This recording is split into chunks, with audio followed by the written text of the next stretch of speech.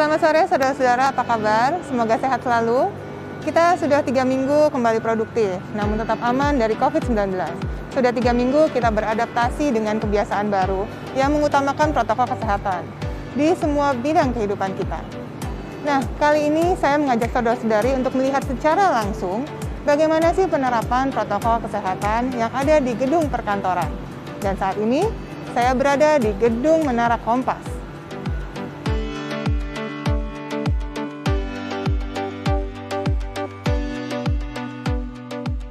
Saudara-saudari, perhatikan bagaimana panduan pencegahan dan pengendalian COVID-19 di tempat kerja perkantoran sesuai keputusan Menteri Kesehatan Republik Indonesia nomor HK.01.07 Menkes 328 tahun 2020 dan Surat Edaran Gugus Tugas Percepatan Penanganan COVID-19 nomor 8 tahun 2020 tentang pengaturan jam kerja pada masa adaptasi kebiasaan baru di wilayah Jabodetabek.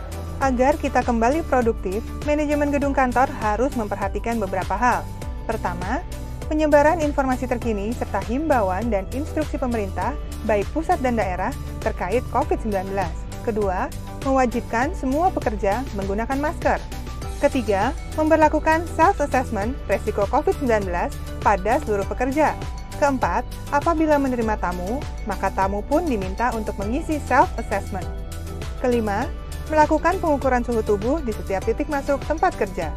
Keenam, menerapkan physical distancing atau jaga jarak dengan cara membatasi jumlah pekerja yang masuk, beri penanda di lantai, dan atau poster atau banner untuk mengingatkan penerapan jaga jarak. Ketujuh, batasi jumlah orang yang masuk ke dalam lift. Buat penanda pada lantai lift, di mana penumpang harus berdiri dengan posisi tidak saling berhadapan. Kedelapan, bagi pekerja, tamu atau pengunjung yang memiliki gejala sakit, diharapkan tetap tinggal di rumah dan tidak masuk.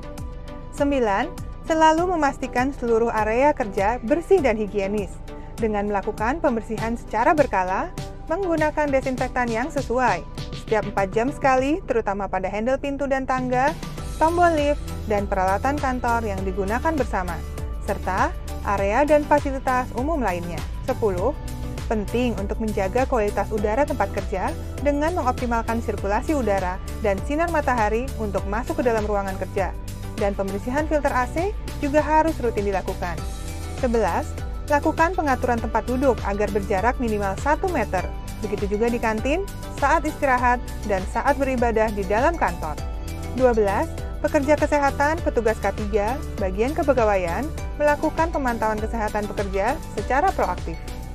Nah, saudara-saudari, untuk membahas protokol dan dampaknya, ini penjelasan dari Ketua Tim Taktis Corona, Kantor Kompas TV, selaku penanggung jawab protokol kesehatan di kantor. Terima kasih, Dokter. Kami di Kompas TV ada 3 fokus yang kami utamakan. Yang pertama, penerapan protokol kesehatan untuk melengkapi individu dengan masker, hand sanitizer, dan APD untuk teman-teman yang liputan di zona merah.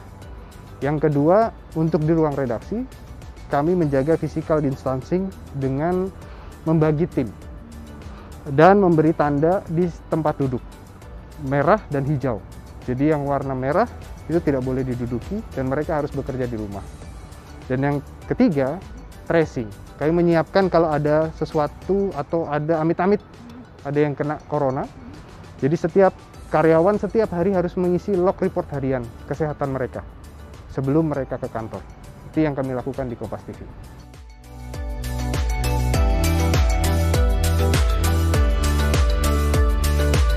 Saudara-saudari, ini adalah kebiasaan baru. Tentu perlu waktu untuk beradaptasi. Namun, kita belajar dari kantor ini bahwa disiplin dan mematuhi protokol kesehatan bagi semua orang pada saat yang bersamaan akan membawa banyak manfaat. Kita berangkat kerja dengan sehat dan pulang ke rumah juga tetap sehat. Mari, lindungi diri kita dan lindungi sesama.